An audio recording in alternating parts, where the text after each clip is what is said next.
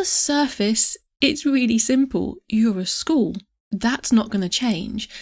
And that's why a lot of school visions, missions, value statements, etc., when you read them, there are remarkable similarities. You'd almost think they'd copied each other.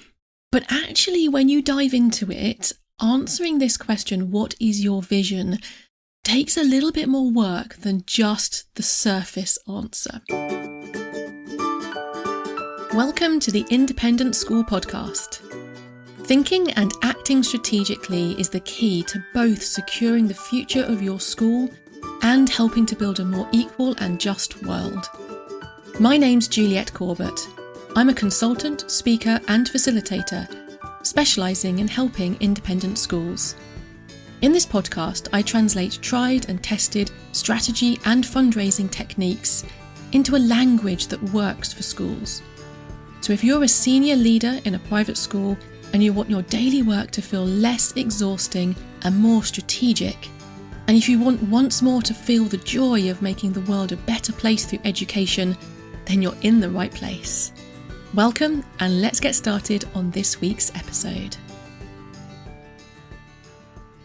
Hello, and welcome to this first episode in a series where we're going to be looking at 6 essential questions that you need to answer that are going to help you to clarify your strategy and secure your school's future. Now, I've set out these 6 questions because I find that school leaders often need a bit of structure when it comes to thinking about their school's strategy. And rather than jumping straight into what's our strategic plan going to look like, there's a bit of pre-work that needs to happen behind the scenes with senior leaders, governors, really understanding the answers to these 6 essential questions that we're going to be covering in this series. So in this first episode in this series, we're going to be looking at strategic question number 1. What is your vision? Really quickly, before we dive into the detail, I want to make sure that you make the most of the time you invest listening to this podcast. And the best way to do that is to make sure you grab a copy of my free ebook, The Strategic Independent School Leader. It outlines how to answer the 6 essential questions that will clarify your school strategy and secure its future. In the world of business, strategy can be full of jargon, but it doesn't have to be that way. This is a jargon-free tool tailor-made to help private school leaders think and act more strategically. Download your free copy today at www.consultjuliette.co.uk/ebook. Okay, so this week we're thinking about your vision as a school. Now, this is really essential that you do some really good thinking and strategic thinking around this question. On the surface, it's really simple. You're a school. That's not going to change. And that's why a lot of school visions, missions, value statements, etc., when you read them, there are remarkable similarities. You'd almost think they'd copied each other.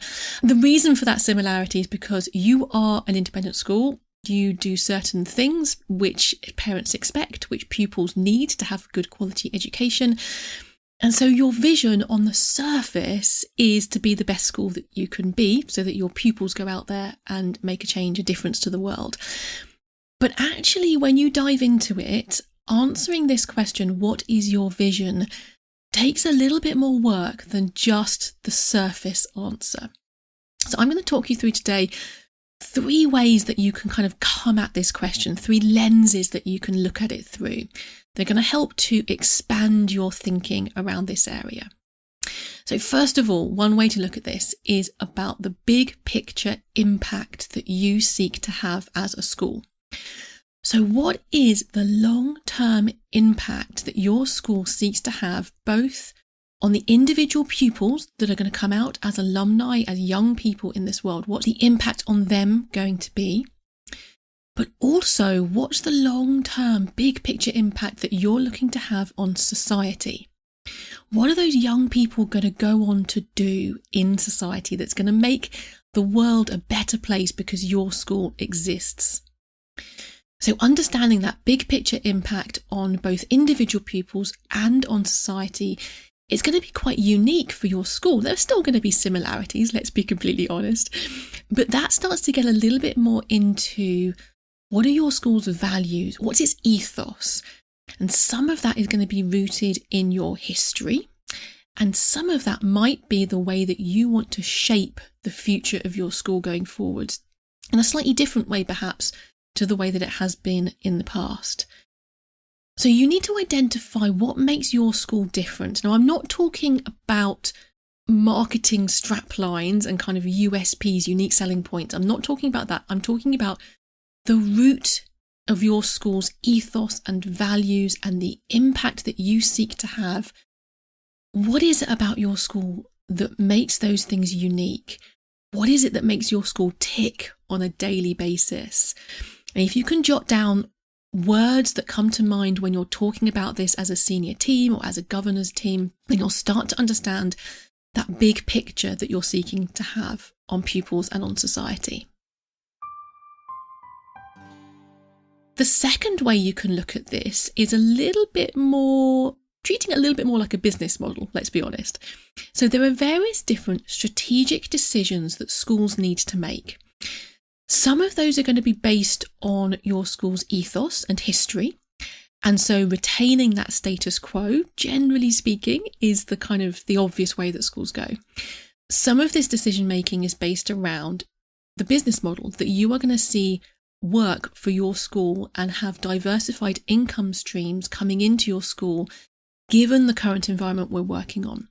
So it's not just about what's worked for you historically, but it's what's going to work for your school going forwards to secure it financially. So these sorts of strategic decisions will be unique for each school, but common themes that come out are questions around, are we going to be co-educational and educate both girls and boys, or are we going to be single sex? Is there a different answer for different groups of year groups within your school? To what extent are you a day school or a boarding school? And if you have boarding, to what extent is that a full boarding ethos that underpins that? Or to what extent it's going to be flexi boarding? The level of selectivity that you apply to students and pupils as they apply for your school is really important as well as a strategic decision. The age range that your school covers, so are you going from kind of 6 months all the way up to 18, or are you going to specialise in a particular area, a particular age range within that? The qualifications that you're offering, so often schools have decisions between A-levels and international baccalaureate, some schools considering BTECs, IGCSE, so the international GCSEs, the equivalent for your country in which you're operating. What are the qualifications that you're choosing? That's a really strategic decision to be making as well. And then talking about marketing in a little bit of it, in a really top level strategic sense, which market are you competing in? Who are your competitors? And that influences lots of decisions around your fee level and how you're structuring your fee structure. So there may be other strategic decisions that you need to be making. Those are the main ones that I see really frequently. But depending on your local environment, there may be other things which are really pressing for you to make strategic decisions on as well.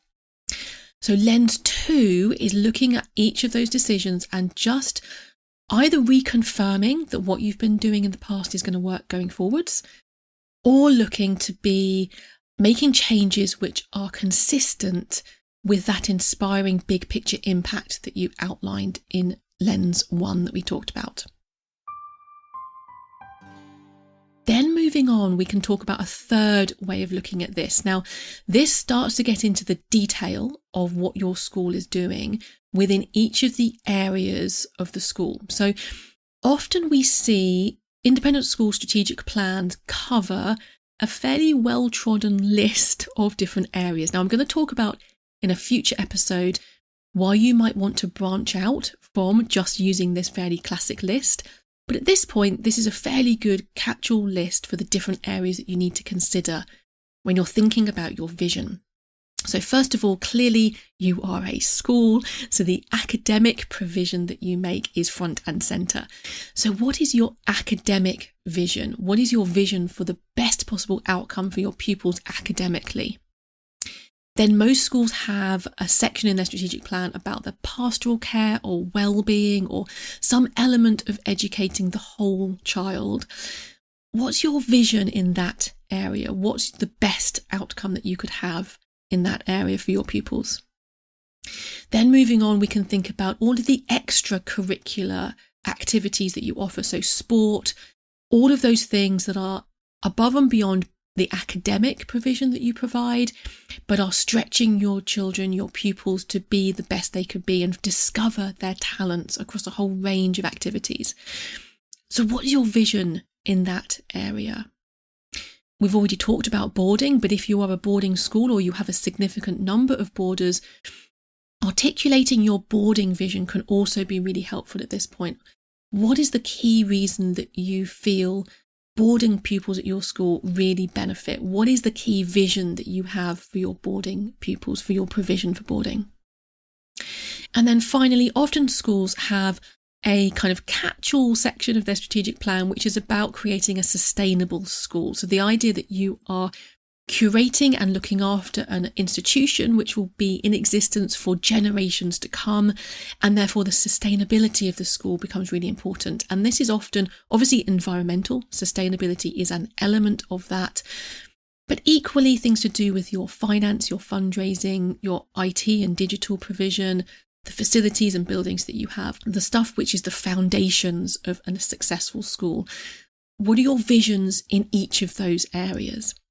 Now, at this point, you don't need to go into massive detail in each of these areas, but as you're answering the question, what is your vision?